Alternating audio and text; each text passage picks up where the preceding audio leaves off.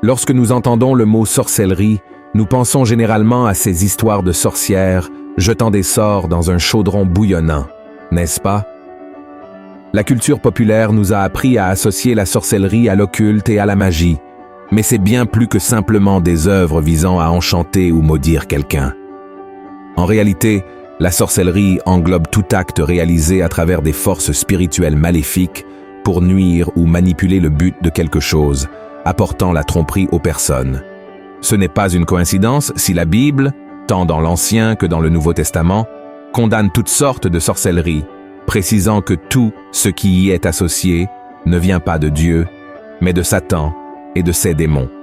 Et c'est si sérieux que Jésus a émis un avertissement très clair sur ce qu'il fera à ceux qui pratiquent la sorcellerie lors de son retour. Dans le chapitre 21 de l'Apocalypse, le Seigneur a déclaré « Mais pour les lâches, les incrédules, les abominables, les meurtriers, les impudiques, les enchanteurs, les idolâtres et tous les menteurs, leur part sera dans l'étang ardent de feu et de soufre, ce qui est la seconde mort. » Regardez ceci, frères et sœurs, aussi puissante que soit la force destructrice de la sorcellerie. Son aptitude à s'infiltrer dans n'importe quel domaine de la vie des gens et des institutions sans que personne ne s'en rende compte est tout aussi redoutable. Elle peut se déguiser en bon esprit et commencer à vivre parmi nous sans nous déranger. Et bien sûr, les églises sont également des cibles de cette action maléfique, car c'est là que se rassemblent les enfants de Dieu, et nous savons tous que le but principal du diable est de séparer les chrétiens de Jésus, détruisant ainsi leur vie à travers mensonges et tromperies. C'est pourquoi, dans cette vidéo, je vais vous révéler 7 signes indiquant qu'une église est sous l'attaque de la sorcellerie. Et à la fin, je vous montrerai également si vous n'êtes pas également la cible de ce piège diabolique et destructeur.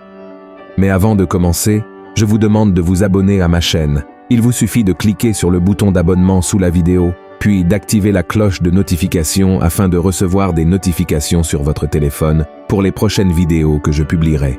D'accord? Alors commençons. Premier signe, leadership manipulateur.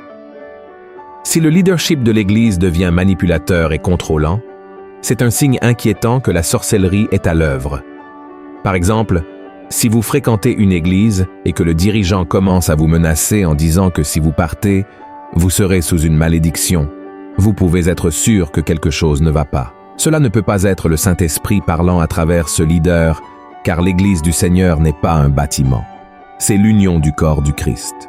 Donc, si votre pasteur ou leader vous maudit pour partir, ou simplement visiter une autre église, c'est de la sorcellerie, car l'un de ces signes est le contrôle, ce qui est très différent de ce que Jésus a enseigné à ses disciples.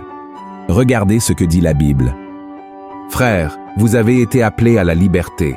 Seulement ne faites pas de cette liberté un prétexte de vivre selon la chair, mais rendez-vous, par la charité, serviteurs les uns des autres. Nous ne sommes pas nés pour être asservis par qui que ce soit, encore moins par quelqu'un prétendant être un serviteur et porte-parole de Dieu pour son peuple. Et ce n'est pas tout. Si la direction affirme avoir le pouvoir de sauver et d'accomplir des miracles, sachez que c'est aussi de la sorcellerie. Combien d'églises avons-nous vues vendant des guérisons et des bénédictions, n'est-ce pas? Ces hommes et femmes profitent de la gentillesse et de l'ignorance des gens pour tromper ceux qui traversent des épreuves et ont besoin d'aide. Donc, si vous avez été témoin de quelque chose comme cela, soyez vigilants et cherchez une autre église, car personne n'a le pouvoir de faire quelque chose pour vous, seulement le Seigneur, et il ne demandera rien en retour, sauf votre louange et votre adoration. D'accord? Le deuxième signe de la sorcellerie est la présence de faux prophètes. Un faux prophète est quelqu'un qui agit ou parle au nom de Dieu, mais rien ne se produit parce que ce n'était pas réellement Dieu qui a envoyé le message. L'aspect le plus délicat d'un faux prophète est qu'il est souvent très convaincant et charismatique. Au sein des églises, les faux prophètes apportent des enseignements déformés, promettant des miracles et le salut en échange d'avantages personnels, sans prêcher sur la nécessité de la repentance et de la sainteté. Ces leaders se placent souvent au-dessus de la critique, rejetant toute critique ou question, car ils se considèrent comme des autorités spirituelles. Soyez très attentifs à ces leaders, car Jésus lui-même a dit que les faux prophètes viennent à nous déguiser en brebis, mais sont intérieurement des loups voraces, et nous les reconnaîtrons à leurs fruits. Il est important de noter que le simple fait que quelqu'un révèle quelque chose qui se passe dans votre vie ne signifie pas que cette personne a été envoyée par Dieu. Beaucoup de gens sont utilisés par le diable avec le don de divination parce que l'ennemi est autour de nous et sait ce qui se passe, mais cela n'a rien à voir avec la révélation du Saint-Esprit. Ces individus devinent ce que nous traversons, mais leurs paroles ne construisent rien de positif. Pour discerner si une révélation vient de Dieu, examinez si la personne qui la transmet porte les fruits de l'Esprit, tels que décrits dans Galates, chapitre 5, verset 22. Bien que personne ne soit parfait, si le prophète manque d'amour et d'humilité pour reconnaître ses fautes, quelque chose ne va pas. Supposons que vous ne connaissiez pas cette personne et que vous n'ayez aucune information sur sa vie. Dans ce cas, ce que vous devriez faire est d'examiner la prophétie.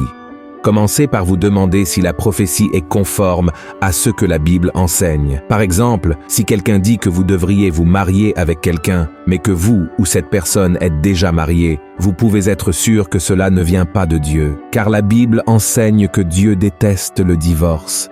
Et l'apôtre Paul a déclaré que même les anges du ciel n'ont pas l'autorité d'aller contre ce qui est écrit dans la parole de Dieu. Si la prophétie contredit les enseignements bibliques, vous pouvez la rejeter immédiatement. De plus, vérifiez si vous ressentez une paix intérieure. Si une parole apporte confusion, peur ou division, soyez assurés qu'elle ne vient pas du Seigneur. Amen. Il est important de souligner que Dieu continue d'utiliser des personnes pour parler à son peuple, et le terme « faux prophète » existe parce qu'il y a aussi des milliers de vrais prophètes utilisés par Dieu. La différence entre les deux réside dans leur message. Le vrai prophète se concentre toujours sur la direction du cœur des gens vers Jésus et la liberté qu'il a accomplie sur la croix, d'accord? Le troisième signe, division et médisance. L'un des moyens les plus rapides de comprendre l'essence d'une église est d'observer comment les membres se traitent les uns les autres. Si vous allez dans une église et que vous remarquez que les gens parlent constamment en mal les uns des autres, critiquent la direction et se plaignent de tout, ce qui concerne cette communauté, vous pouvez être sûr que la sorcellerie est à l'œuvre. Cela devient encore plus inquiétant si les dirigeants y participent également. Si au moins ils dirigèrent l'Église avec unité et amour, aidant les membres à surmonter le péché de la médisance, nous pourrions dire que la main de Dieu était sur cet endroit. Cependant, lorsque la direction elle-même crée la division, cela signifie que l'Église a un problème bien plus grave qu'il n'y paraît. Lorsque Satan voit des dirigeants et des membres médire et parler négativement les uns des autres, il se réjouit. Car en réalité, ils l'aident à accomplir sa mission, qui est de détruire l'Église du Christ. Curieusement, même après tout cela, les gens lèvent toujours les mains et adorent Dieu comme si rien n'allait mal. Cependant, le problème ne s'arrête pas là. Malheureusement, de nombreux leaders spirituels profitent de la confiance qu'ils ont des gens pour entendre leurs secrets, puis les répandent à tout le monde. Frères et sœurs, l'Église devrait être un lieu où les gens peuvent chercher le Seigneur et trouver du soutien, un endroit où ils peuvent parler de leurs problèmes et recevoir du réconfort de ces leaders. Si cela ne se produit pas, c'est parce que l'ennemi est déjà présent en cet endroit. En tant que pasteur, je sais que beaucoup de gens vont à l'église parce que c'est le seul endroit où ils se sentent écoutés et réconfortés sans jugement. Et l'une des pires choses qu'un leader puisse faire est de profiter de la vulnérabilité de quelqu'un. C'est démoniaque car cela va à l'encontre de tout ce que Jésus enseigne.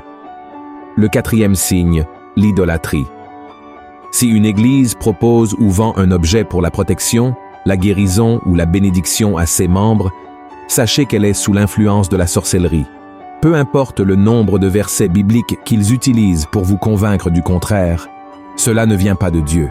Rien ne peut vous sauver et vous bénir, sauf le nom de Jésus, d'accord? J'ai vu de nombreuses dénominations religieuses vendre des huiles, des serviettes, des bouteilles d'eau et même des balais et d'autres objets à des prix exorbitants avec la promesse que cela apportera prospérité et santé, mais il s'agit simplement d'une tromperie de Satan pour emprisonner les gens dans l'idolâtrie. C'est vrai, frères et sœurs. Beaucoup de gens ont une vision déformée de l'idolâtrie, pensant qu'elle est seulement liée au culte d'image, mais ce n'est pas tout à fait ainsi. L'idolâtrie est tout ce qui prend la place de notre foi en Dieu, en Jésus. Et cela ne s'applique pas seulement aux objets. De nombreuses églises sont contaminées par la sorcellerie car elles idolâtrent leurs dirigeants. c'est-à-dire qu'elles ne adorent pas Jésus, mais ces hommes ou femmes qui prétendent être oints. Cependant, elles ont tort de ne pas conduire les gens à adorer uniquement le Seigneur. Le 5e signe, le rejet des dons spirituels.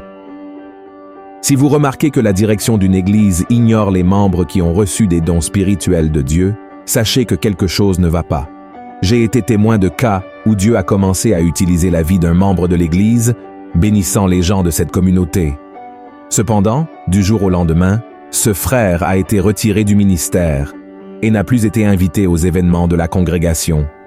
À une autre occasion, j'ai rencontré un couple qui a été expulsé d'une église traditionnelle parce que, pendant le temps de louange, tous deux ont reçu le don des langues ensemble, et le pasteur les a invités à partir et à trouver une autre église. Une véritable église chrétienne encourage les gens à développer leurs dons avec sagesse, ordre et décence, comme l'a enseigné l'apôtre Paul. Elle ne devrait pas simplement tourner le dos aux personnes à cause de la jalousie, de l'envie ou de la religiosité. Le diable est la manifestation du Saint-Esprit dans l'Église et fait donc tout pour causer la discorde et la rivalité parmi les frères. Le 6e signe est l'apostasie. C'est un mot que nous avons beaucoup entendu ces derniers temps, surtout lorsque quelqu'un prêche sur les signes du retour du Christ. Le mot apostasie signifie l'abandon ou la renonciation de la foi en Jésus. Ainsi, lorsque vous entrez dans une église et que vous voyez des gens faire tout à leur façon, sans amour et sans crainte de Dieu, cela signifie que l'ennemi est déjà entré et il est à l'œuvre. Par exemple, il y a de nombreuses églises où leurs dirigeants prétendent servir Dieu, mais ils modifient le contexte de la parole pour leur propre bénéfice, utilisant les dîmes et les offrandes pour des choses non liées à l'œuvre de Dieu. Beaucoup d'entre eux provoquent des scandales en tombant dans des péchés sexuels et plaident même en faveur des mariages homosexuels. En résumé, ils commettent toutes sortes d'erreurs et utilisent l'Église comme un bouclier pour justifier qu'ils sont enfants de Dieu et que le Seigneur les aime tels qu'ils sont. Autant nous sommes véritablement imparfaits, l'Église ne peut pas être un lieu qui embrasse le péché et le traite comme quelque chose de normal. Christ a aimé l'Église pour prendre soin du pécheur, en leur montrant le chemin de la repentance et un changement de vie. Amen. Le 7e signe, le manque de vrai culte. Cela est également lié à l'apostasie dont nous venons de parler, mais je voulais séparer ce point dans un sujet exclusif, car de nombreuses églises de nos jours transforment le culte en simplement une performance, un spectacle plein de lumière, de son, d'émotionnalisme, mais dépourvu d'authenticité et de sincérité. C'est le résultat de la sorcellerie, contrairement à ceux que Jésus lui-même a déclaré dans le chapitre 4 de Jean, que seuls ceux qui adorent le Père en esprit et en vérité sont de vrais adorateurs. Je ne sais pas pour vous, mais j'ai vu de nombreuses églises où les membres et les ministres de louange jouent avec le culte, mélangeant l'adoration avec des chansons séculaires, sans se préoccuper de savoir si cela compromet la sainteté de Dieu. Lorsque vous venez dans une telle église, vous remarquez un environnement animé, mais dépourvu de vraie paix, parce que le Saint-Esprit n'est plus là.